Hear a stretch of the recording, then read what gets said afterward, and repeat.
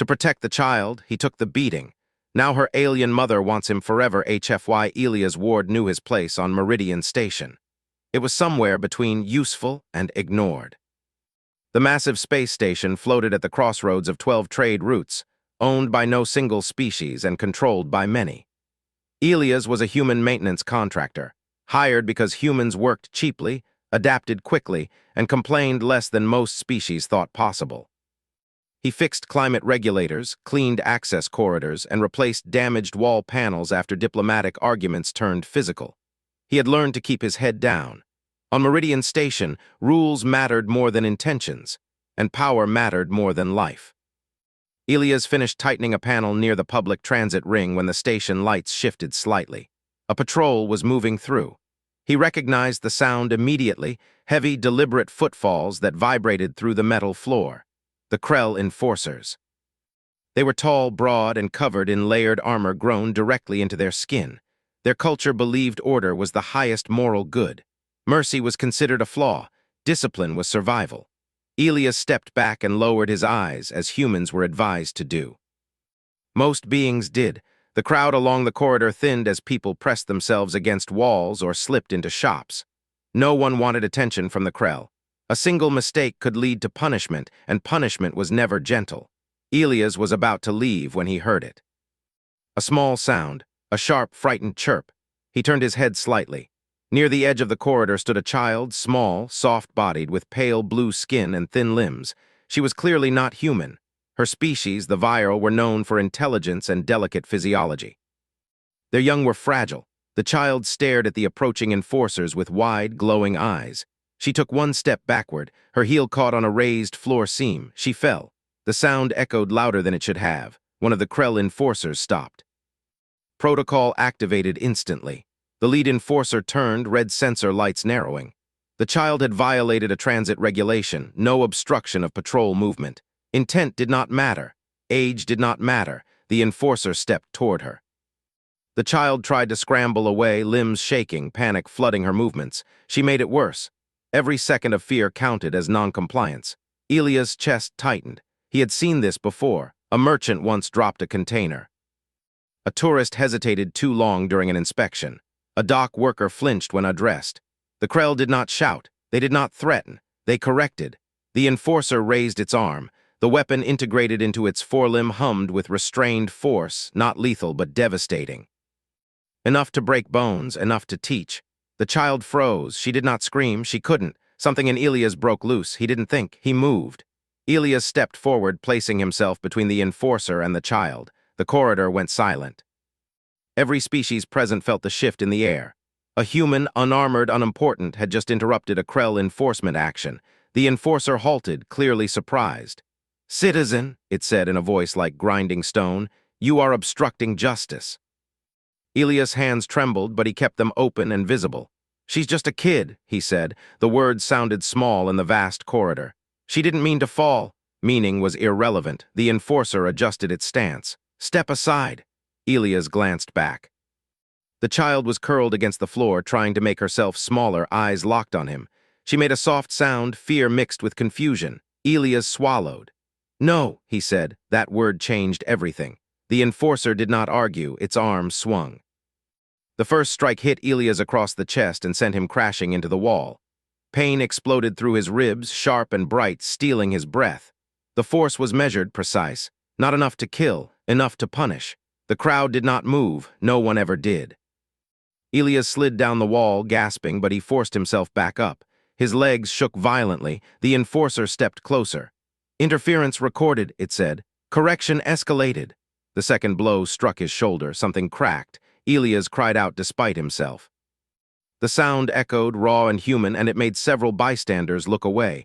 The child stared in horror. Elias planted his feet again, swaying. "She's scared," he said through clenched teeth. "That's all." Another strike. This one took him to the floor. Pain flooded his senses, overwhelming, crushing.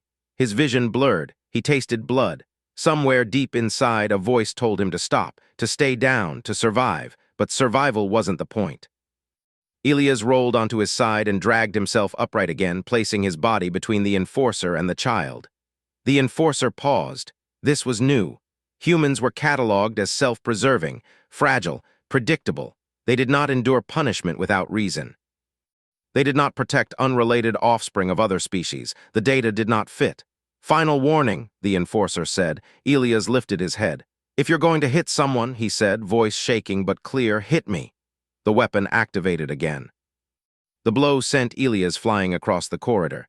He landed hard, the world spinning. Something inside his chest burned with every breath. He did not get up this time. The enforcer took one step toward the child, and then another voice cut through the corridor. Stop. The word carried authority, sharp, commanding, and unmistakably high rank. A tall, virile woman pushed through the frozen crowd.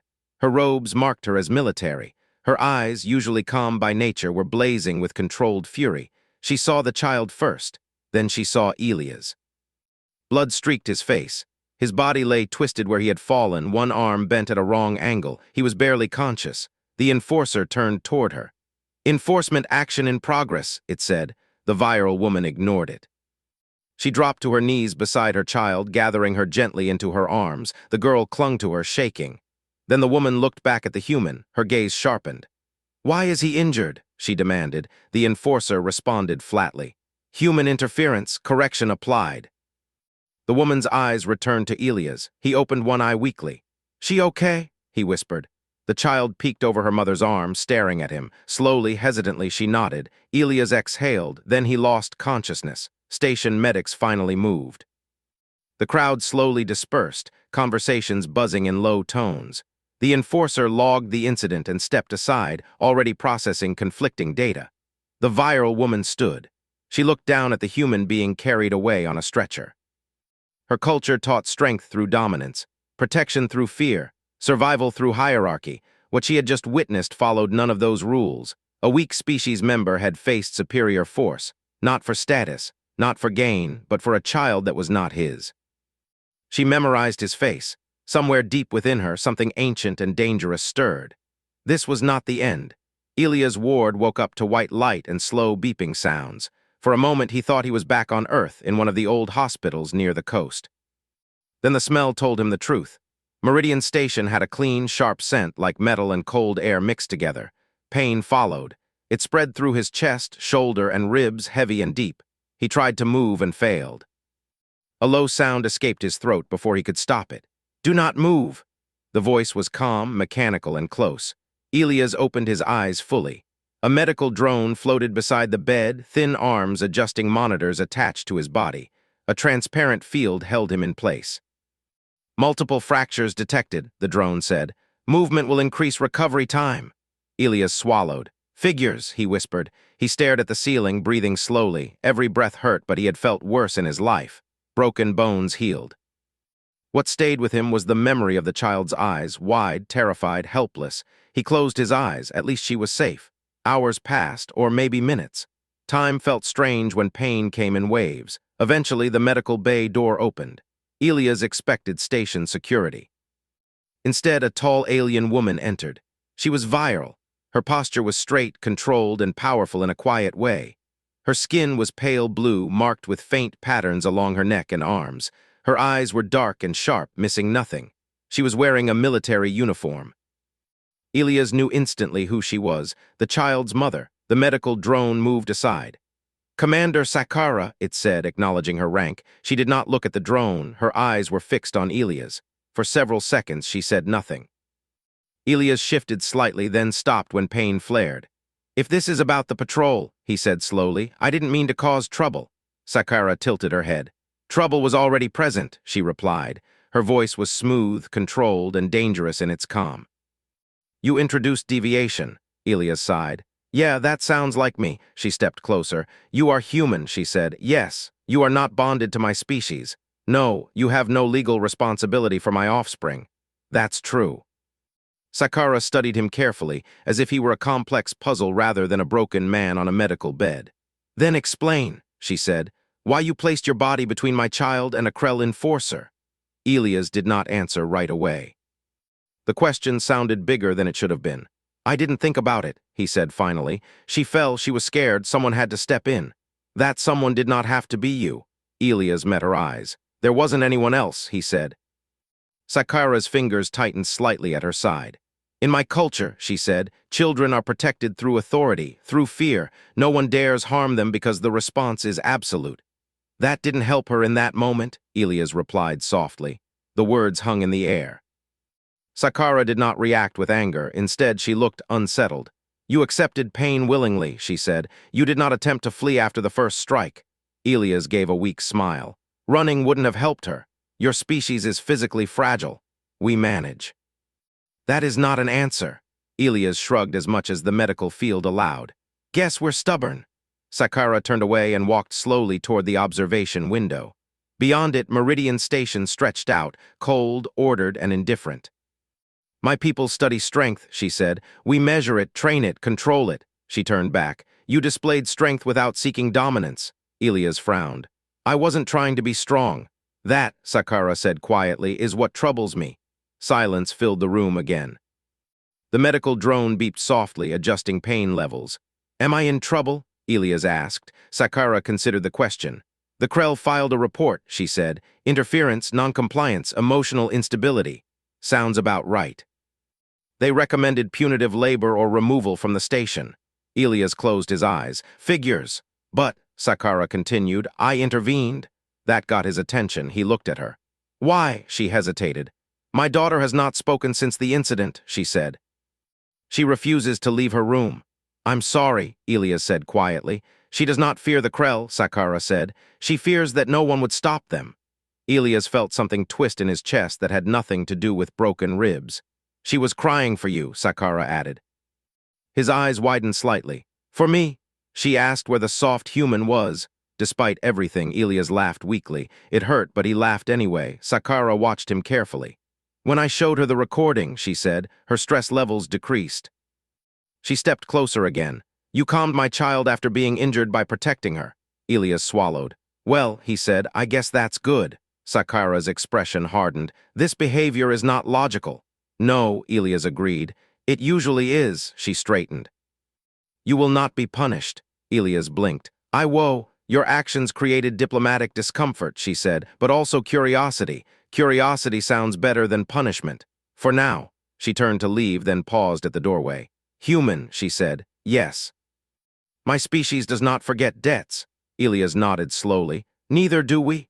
Sakara studied him one last time, then left. The door closed. Elias stared at the ceiling again, heart pounding. He had stepped in without thinking. Now the galaxy was thinking about him. Across the station, Commander Sakara stood in a secure observation chamber. She replayed the footage again, the human stepping forward, the hesitation in his movement, the way he stood back up after being struck. Not rage, not pride, choice. Her advisors waited behind her. This human is dangerous, one said. Emotion-driven species cause instability. Or loyalty, Sakara replied. Humans are weak, another said. They are inconsistent, she agreed. That is not the same as weak. She paused the recording on the moment Elias placed himself in front of her child. No fear response, she said. No attempt to negotiate survival. What do you intend to do? An advisor asked. Sakara's eyes narrowed. I intend to understand him, she said. And if he cannot be understood, then, Sakara said calmly, he must be respected. Somewhere on Meridian Station, a single human lay injured and unaware that his simple choice had already begun to change how an entire species looked at humanity. And this time the galaxy was watching closely. The medical staff said that was normal for humans. Broken bones took time. Pain faded in stages. Patience was required. Elias had never been very patient. He spent most days lying on the medical bed, staring at the ceiling or watching the slow movement of station traffic through the observation window. Ships of every shape passed by, long, sharp vessels from warrior species, wide cargo haulers from trade worlds, smooth living ships grown rather than built. The galaxy moved on, but Elias did not. Station security kept light watch over him. Not guards exactly, but not freedom either. He could not leave the medical wing. He was a person of interest. That made him uncomfortable. Humans were not supposed to attract interest. On the 5th day, the door opened again. This time, it was not a surprise. Commander Sakara entered with the same calm control as before. 2 station officials followed behind her, both clearly nervous. One was human. The other was something Elias could not identify. Good, Elias said weakly. I was starting to think I imagined you. Sakara ignored the comment. Your recovery is acceptable, she said. You are stable enough for questioning, Elias sighed. Knew it. The human official stepped forward. This is informal, he said quickly. Just clarification, no charges at this time. Comforting, Elias muttered. Sakara raised one hand, silencing the officials. I will ask the questions, she said. They did not argue. She moved closer to the bed and looked down at Elias, her expression unreadable. You are aware, she said, that your actions disrupted a lawful enforcement process. Yes, you are aware that the punishment you received was a direct result of your choice. Yes, you are aware that your interference could have resulted in your death. Elias paused. Yeah, he said quietly, I was aware. Sakara's eyes narrowed slightly. Then answer me this, she said. Why did you not retreat after the first strike? The room felt very quiet. Elias looked at the ceiling again. He took a slow breath. Because, he said, if I stepped back, they would have hit her. That is not a sufficient answer. It's the only one I've got.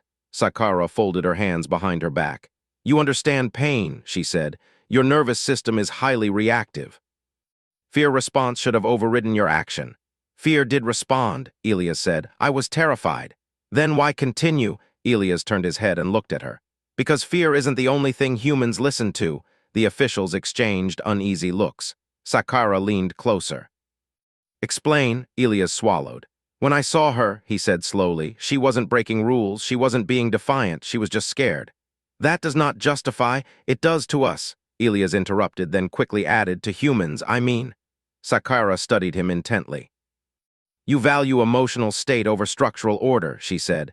We value people, Elias replied. The alien official shifted uncomfortably. That approach creates chaos, Sakara said. Sometimes, Elias agreed, but sometimes it creates trust. Trust does not stop enforcement weapons. No, Elias said, but it stops people from becoming the kind who use them on kids. The words hung heavy in the air. Sakara straightened slowly. You accuse my culture, she said calmly. I'm not accusing, Elias said. I'm explaining. Silence followed. Then Sakara asked the question that truly mattered. Would you have done the same, she said, if the child were human? Elias blinked. Of course. And if the child were Krell? Elias hesitated. The room tensed. Yes, he said finally. I think so. Sakara's eyes widened just slightly. That makes no strategic sense.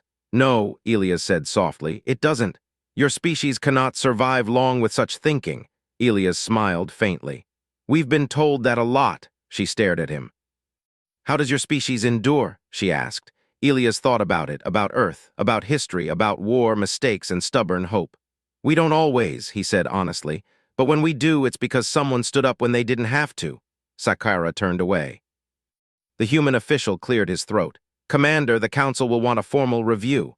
I am aware, Sakara said. She turned back to Elias. You are not being charged, she said, but you will appear before the Interspecies Council. Elias groaned. That sounds worse. It is an opportunity, she replied. For what?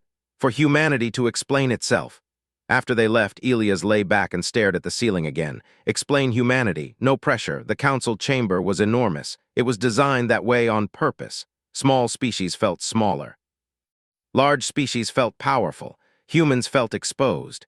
Elias stood alone in the center of the chamber, supported by a light medical brace.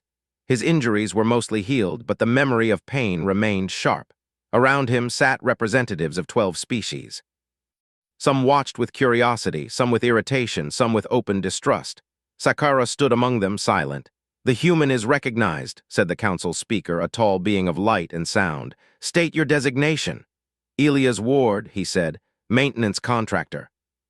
A civilian, the speaker noted. You interfered in enforcement. Yes. Why? The same question again. Elias took a breath. Because it was wrong, he said. A ripple moved through the chamber. Wrong, the speaker repeated. Define. She was a child, Elias said. She was scared. The punishment didn't fit the situation. Krell enforcement follows law. Law isn't always right, Elias replied. Several representatives reacted sharply. That statement is dangerous, one said. So is blind obedience, Elias said before he could stop himself. He winced internally. Sakara watched closely. Human, the speaker said, your species is known for internal conflict. Why should we listen to your moral judgment? Elias looked around the chamber. Because, he said slowly, even with all our flaws, most of us still believe hurting children is wrong. Silence followed. That silence was not empty, it was heavy. You risked your life for a non-related alien child, the speaker said. Is this common behavior? Elias shrugged. Common enough. That makes humans unpredictable. Yeah, Elias said. It does. Sakara finally spoke. That unpredictability, she said, may be their greatest strength. All eyes turned to her. My species protects children through fear, she continued. Humans protect them through choice. She looked at Elias. Choice is harder to break. The council did not answer immediately, but something had shifted, and Elias could feel it. Later, alone again in the medical wing, Elias let out a long breath. He had no idea what would happen next. But somewhere across the station, a young viral child slept peacefully for the first time in days. And that, Elias thought, was worth everything. That was one of its proudest rules. Quick decisions were emotional. Emotional decisions were dangerous. The galaxy believed stability came from time, distance, and logic. Elias Ward waited. He was no longer in the medical wing. He had healed enough to walk without help, though pain still lived deep in his bones. Station security escorted him to a small living space near the council chambers. It was clean, quiet, and empty. Too empty. Humans were social creatures. Elias felt that absence like pressure on his chest. Every day, messages moved through the station. Reports were written. Footage was reviewed again and again. Analysts argued over data models that refused to align. One human, one choice, too many consequences. On the third day, the summons came. Elias stood once more in the center of the council chamber. This time, the atmosphere felt different. Colder, more focused, the council speaker addressed the gathered representatives. The purpose of this session, the speaker said, is to determine whether the human Elias Ward represents an isolated anomaly or a systemic risk. Elias swallowed. Risk. That word could end worlds. You may speak, the speaker said. Elias nodded. I'll try to keep it simple. That caused a few reactions. Some species valued complexity as intelligence. Your action, the speaker continued, has been described as irrational, emotionally driven, and disruptive to lawful order. Yes, Elias said, that's fair. Yet, the speaker added, it has also been described as courageous, stabilizing, and influential. Elias raised an eyebrow slightly. That's new. A low ripple moved through the chamber. One representative leaned forward. Human, it said, do you understand that by interfering you encouraged future non-compliance? Elias thought for a moment. I encouraged someone to believe they wouldn't be hurt for being scared, he said. If that's non-compliance, then yes. That belief undermines authority, the representative snapped. Only bad authority, Elias replied. Several voices reacted at once. Order, the speaker commanded. Sakara watched silently. Another representative spoke, tall and sharp-featured. Humans claim moral superiority, it said. Yet their history is filled with violence. Elias nodded slowly. True. Then why should your morals matter more than ours? Elias took a breath. They don't, he said. Not more, just different. Different how? We learn by failing, Elias said. And when we fail hard enough, we change. The chamber quieted slightly. That sounds inefficient, one voice said. It is, Elias agreed, but it's real. The speaker turned to Sakara. Commander Sakara, it said, you have requested to address the council in defense of the human. I have, she replied. She stepped forward. My species has fought beside many allies, she said. We have studied strength in all its forms. She gestured toward Elias. This human displayed a type of strength we cannot produce through training. Pain tolerance? One representative asked. No, Sakara said. Choice. She activated a display. The recording played again, Elias stepping forward, the first strike, him standing back up. You see defiance, Sakara said. I see commitment. To what? Another voice asked. To an idea, she replied. That some lives deserve protection regardless of cost. That is unstable, the voice replied. So is fear-based obedience, Sakara said calmly. The council stirred. The Krell maintain order across multiple systems, the speaker said. Their methods are proven. They are efficient, Sakara replied, not perfect. She turned to Elias. You were given multiple chances to retreat, she said. Why did you not? Elias met her eyes. Because if I walked away, he said, I'd have to live with that. A pause. Explain, the speaker said. Humans carry things, Elias said. Regret, guilt, memory, we don't always survive physically, but we try to survive as people.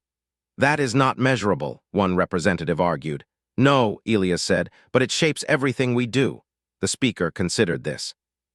If humans prioritize emotional response, it said, how do they function in war? Elias did not answer immediately. When we fight, he said slowly, we don't just fight to win, we fight to protect something. That limits strategic options. It also creates resolve, Elias replied. Sakara nodded. My species fights to dominate, she said. Humans fight to defend, she paused. Defenders are harder to break.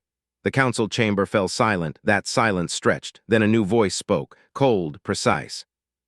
Krell representative, the speaker said, you may respond. The Krell envoy stood. The human disrupted lawful correction, it said. Such behavior invites disorder. Did the child pose a threat? Sakara asked. No. Then why was force required? Law was violated. Sakara tilted her head. And was justice served? The Krell did not answer. Elias felt every eye turn toward him again. The speaker spoke carefully. Human Elias Ward, it said, do you regret your action? Elias answered without hesitation. No, that response may cost you. I know. Would you do it again? Elias closed his eyes for a moment, then he opened them. Yes. The chamber erupted, voices overlapped, some angry, some fearful, some thoughtful. The speaker raised its presence, forcing silence. This council must consider the implications, it said. If humans act this way as individuals, what happens when they act together? Sakara spoke quietly but firmly. Then children live, she said. The speaker turned to her. You propose that emotional action strengthens stability. I propose, Sakara said, that a species willing to suffer for others cannot be ruled by fear alone. She looked around the chamber. And that makes them dangerous to tyrants. The council recessed. Elias was escorted back to his quarters. He sat on the edge of the bed, hands shaking. He had not planned any of this. He had just stepped forward. Hours later, Sakara visited him again. You challenged the council, she said. I answered honestly, Elias replied. That is rare, she said, and costly. So what happens now? Sakara looked at him for a long moment. The council is divided, she said. Some wish to restrict humans, others wish to study them. That sounds bad. It could be worse, she said. She hesitated. There is another option. Elias frowned. I don't like how that sounds. My people recognize a bond formed through protection, Sakara said. An ancient one. Elias straightened slightly. What kind of bond? One that cannot be ignored, she replied. Outside the window, the station lights dimmed as the cycle changed. Elias felt the weight of the galaxy pressing closer. He had stepped in front of a child. Now the future was stepping toward him. He lay on his narrow bed, staring at the soft glow of the station wall. His body still ached, but the pain was familiar now. It stayed quiet like an old injury that no longer surprised him. What surprised him was the look in Commander Sakara's eyes. Not anger, not pride, something older, something serious. When morning came, Elias was summoned again. This time there were no guards. A small transport waited outside his quarters, silent and clean. Sakara stood beside it, alone. You are not under arrest, she said. You are under consideration. That's somehow worse, Elias replied. She did not smile.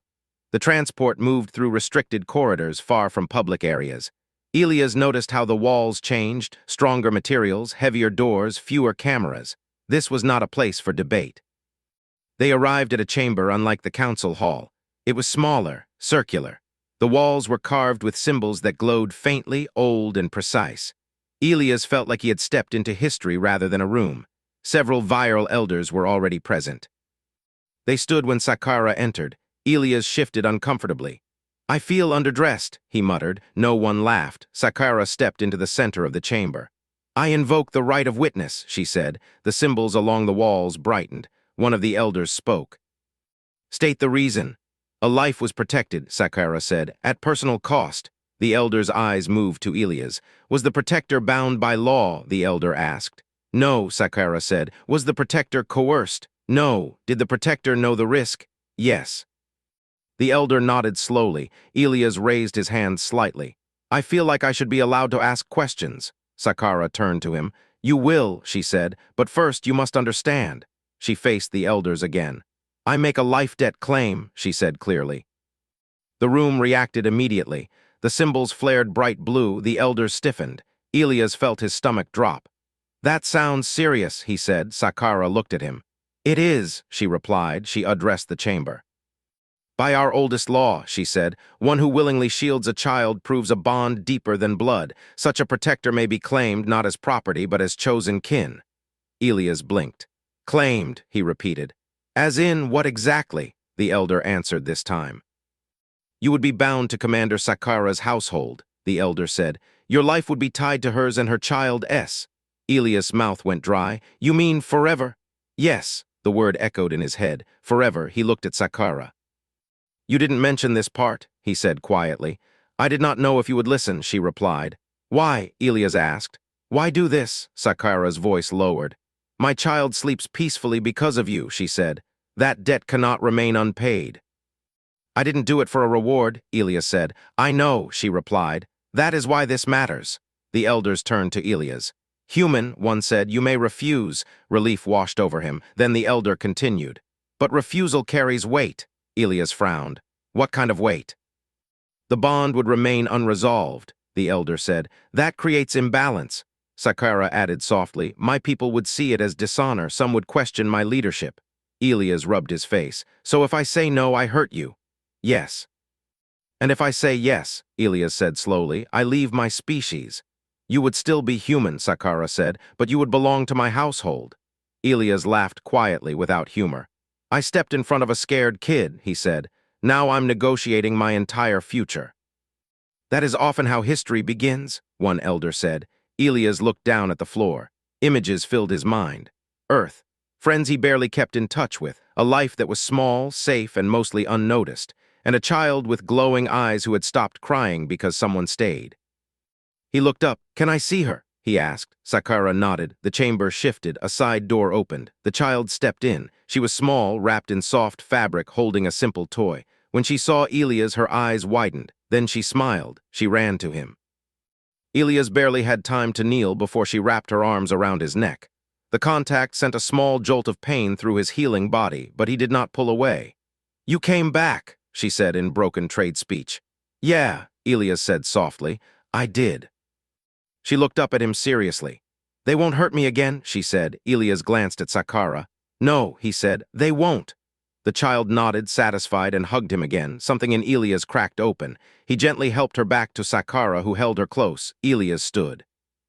I have conditions, he said. The elders stiffened. Sakara raised an eyebrow. You bargain?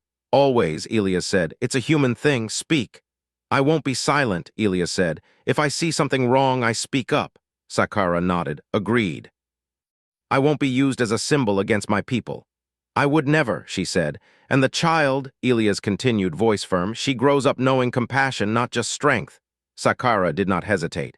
Yes, the elders exchanged glances. The eldest spoke. The claim is accepted. The symbols dimmed. The bond was sealed. Elias exhaled slowly. Well, he said, guess I live here now. Sakara looked at him. You saved my child, she said. You have already lived here longer than you know. News spread fast. Across Meridian Station, diplomats whispered. A human civilian had been claimed by a warrior commander. Not enslaved, not rewarded, chosen. Human diplomats were alarmed. What precedent does this set? They asked. Other species asked a different question.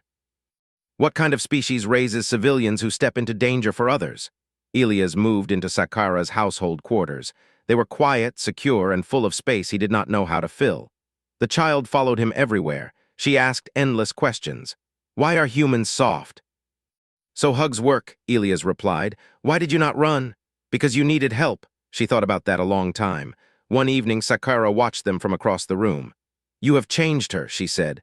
So has she, Elias replied. Sakara nodded slowly. My people respect strength, she said, but they will have to learn something new. What's that? That strength can kneel, she said, and still stand taller than fear. Elias smiled faintly. Somewhere beyond the station, the galaxy shifted just a little. Not because of fleets or weapons, but because one human chose to stay. It did not happen all at once. There was no announcement, no signal sent across the stars, but information moved faster than ships ever could, and stories moved faster than information. A human civilian had been claimed by a viral commander. Not punished, not erased. Chosen. On Meridian Station, diplomats argued behind closed doors. Analysts rewrote behavioral models. Military observers replayed the footage again and again, slowing it down, measuring angles and reactions. None of the numbers explained it. Elia's ward lived inside the story now. He woke each day in Sakara's household quarters, a place built for discipline and order. Everything had a purpose, every object had a place. At first, Elias felt like he was constantly in the way. The child, Lyra, made sure he was not. She followed him everywhere. If he sat, she sat nearby. If he walked, she walked with him. If he worked on small repairs or helped station engineers as a guest specialist, she watched closely. "Why do you fix things?" she asked one day. "Because broken things deserve another chance," Elias replied. She nodded seriously, as if this were important. Sakara watched these moments quietly. Her people raised children to be strong early. Independence was encouraged. Emotional attachment was limited, yet Lyra was changing. She laughed more, she slept better, and she no longer flinched when armored figures passed by. That disturbed Sakara more than she expected.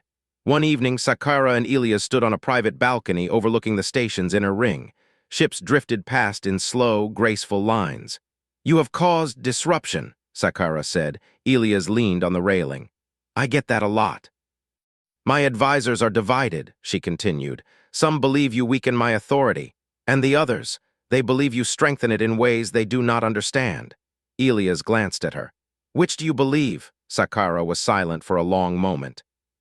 "When my child cries," she said, "she asks for you." Elias looked away. "That does not weaken me," Sakara said quietly. "It frightens me." "Why?" "Because it shows me something I cannot provide on my own." Elsewhere on the station, human diplomats demanded answers. "Is he safe?" they asked. "Is this coercion? Is this a violation of interspecies law?" The answers came back carefully. Elia's ward had agreed, no force was used, no threat was made. That made it worse. "If humans can be claimed through choice," one diplomat said, "what does that mean for us?" Other species asked similar questions. The Krell were unsettled. They increased patrols. They adjusted enforcement rules slightly, not out of kindness but caution. Too many eyes were watching now, because stories spread. On a trade hub 3 systems away, a human dockworker stepped between a patrol and a frightened child of another species. He was not beaten. The patrol hesitated. On a mining station, a human medic treated an injured alien without asking for payment or rank. The alien remembered. Patterns began to form. Humans were not strong like the Krell. They were not disciplined like the viral. They were not efficient like the machine species. But they did something else. They interfered, and that interference changed outcomes. Sakara was summoned by the viral high circle. The request was not optional. Elias stayed behind with Lyra. "Will they be angry?" Lyra asked. "Maybe," Elias said. "But your mother can handle it." "She always does," Lyra said confidently. Sakara stood before her people. "You have bound yourself to a human," one elder said. "Explain." "He protected my child," Sakara replied. "That does not require permanence. It requires honor." "Our people do not survive on honor alone, nor do they survive without it," Sakara replied. Another elder leaned forward. "This human will change you," Sakara nodded. "He already has. That is dangerous. So is stagnation." The elders debated for hours. In the end, no ruling was made, but something had shifted. For the first time, the viral high circle recorded a new cultural variable: human influence, unquantified, high impact. When Sakara returned, she found Elias sitting on the floor, surrounded by tools, with Lyra handing him parts. "What happened?" he asked. "No punishment," Sakara said. "That's good."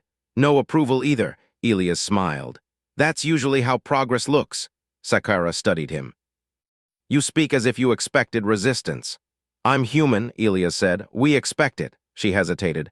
"My people can teach strength," she said. "We can teach control, discipline, fear." "But not comfort," Elias said gently. Sakara did not deny it. That night Sakara watched as Elias tucked Lyra into bed. "You'll be here tomorrow?" Lyra asked. "Yes," Elias said. "You promise?" He paused, then nodded. "I promise." Lyra slept. Sakara stood in the doorway. "You bind yourself easily," she said. Elias shook his head. "No." "I bind myself carefully." She stepped closer. "Why stay?" she asked. "You could return to your people." Elias looked at the sleeping child. "Because if I leave," he said, "I teach her that protection is temporary." Sakara felt something tighten in her chest. Across the galaxy, reports continued to come in. Human crews refusing to abandon non-human civilians. Human soldiers holding lines longer than predicted, not for orders but for evacuation. Human traders offering aid without contracts. Some species grew nervous. Others grew curious. One truth became harder to ignore. Humans did not measure cost the same way. They measured it in faces, names, memories.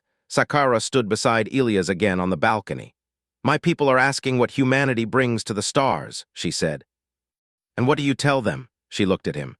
"That humans remind us why strength exists." Ilias exhaled slowly. "Then I guess we're doing something right." Far away in council chambers and war rooms, a quiet realization spread. A species willing to stand still under pain for someone else could not be easily ruled, could not be easily predicted, and could not be ignored. The galaxy was changing, not because humans conquered, but because they stayed. They passed the way real change always did, quietly, one day at a time. Meridian Station remained where it always had been, a crossroads of stars and species. Ships still docked. Patrols still walked the halls. Rules still existed. But something had changed beneath the surface. Ilias Ward changed with it. He was older now. Lines marked his face. His hair showed gray at the edges. His body never fully forgot the beating he had taken years ago, but he carried the pain like an old friend, present but no longer loud. He was no longer just human maintenance contractor Ilias Ward. He was chosen kin of Commander Sakara's household, and the galaxy knew his name. Lyra was no longer a child. She stood tall for her species, strong and confident, her pale blue skin marked with the faint patterns of adulthood. She trained with discipline and focus, just like her people expected. But she laughed like a human. She questioned like a human. And when others were afraid, she stepped forward. Sakara watched her daughter spar in the training hall, precise and controlled. Lyra won easily, disarming her opponent without unnecessary force. When it was over, Lyra offered her hand to help the other trainee up. Some still found that strange. Sakara no longer did. Ilias sat nearby, tools resting beside him as he repaired a damaged console. He looked up when Lyra caught his eye. "How was that?" she asked. "You held back," Ilias said. Lyra smiled slightly. "I didn't need to hurt her." Sakara turned at that. That sentence would have been unthinkable years ago. Later that day, news arrived from the Interspecies Council. Another debate, another vote, another slow shift. The council had finally agreed on a new classification. Humanity was no longer listed as secondary civilian species. They were now categorized as Guardian-class allies. The title confused many. It did not mean conquerors. It did not mean rulers. It meant something harder to define. A species that intervened. A species that acted when others calculated. A species that protected without orders. Some saw this as dangerous. Others saw it as necessary. Ilias listened as Sakara read the report. "So," he said, "we got upgraded?" "You were redefined," Sakara corrected. "That sounds expensive." "It is," she replied, "for those who rely on fear." She looked at him. "My people have begun changing patrol protocols," she said. "Children are removed from enforcement zones." Ilias nodded slowly. "That's good." "Some commanders resisted," she added. "I figured. They cited inefficiency. And," Sakara's eyes hardened, "I cited results." Elsewhere in the galaxy, similar changes happened, not everywhere, not perfectly, but enough. Human advisors were requested for evacuation planning, not combat. Human civilians were given more authority in mixed-species zones, not because they demanded it, but because others trusted them. On a distant colony, a human miner shielded a group of alien workers during a structural collapse. He survived. Barely. The story spread. On a frontier world, a human refused to abandon a transport full of non-humans when pirates attacked. The pirates retreated when the human ship did not. They did not understand why. They did not want to find out. Back on Meridian Station, Ilias walked the halls with Lyra beside him. "Why do they stare?" she asked. Ilias shrugged. "We're unusual." "That never stopped you before," she said. He laughed softly. "True." They passed a group of young aliens from several species. One tripped. Another patrol approached. Before fear could take hold, Lyra stepped forward. "It's okay," she said calmly. "No one is hurt." The patrol hesitated, then moved on. The children stared at her with wide eyes. Ilias felt something tighten in his chest. Sakara watched from a distance. She remembered the first time she had seen Ilias, broken, bleeding, barely conscious, asking only if her child was safe. That moment had echoed through her life, through her people, through the stars. That night, Sakara stood beside Ilias on the balcony again, the same place, a different galaxy. "You know," Ilias said, "I never planned to stay this long." Sakara inclined her head. "Yet you did." Forever is a long time, he said. Yes, she agreed. It is. She looked at him. My people once believed strength came only from dominance, she said. Now they ask different questions. Like what? Who will stand when fear is easier? Elias smiled faintly. And the answer, she gestured toward the station, toward the stars. They say watch the humans. Elias exhaled slowly. That's a lot to live up to. You already have, Sakara said. Years later, when Elias finally passed, the station lights dimmed in honor. Not because he was powerful, not because he was famous, but because he had been present. Lyra stood beside Sakara during the ceremony. He stayed, Lyra said softly. Yes, Sakara replied. He didn't have to. No, but he did anyway. Sakara placed a hand on her daughter's shoulder. That, she said, is what he taught us. Across the galaxy, the story of Elias Ward continued to be told. Not as a legend of war, but as a lesson. Hurt a child near a human and someone will step forward, not because they are ordered, not because they are rewarded, but because they choose to. And that choice again and again changed everything.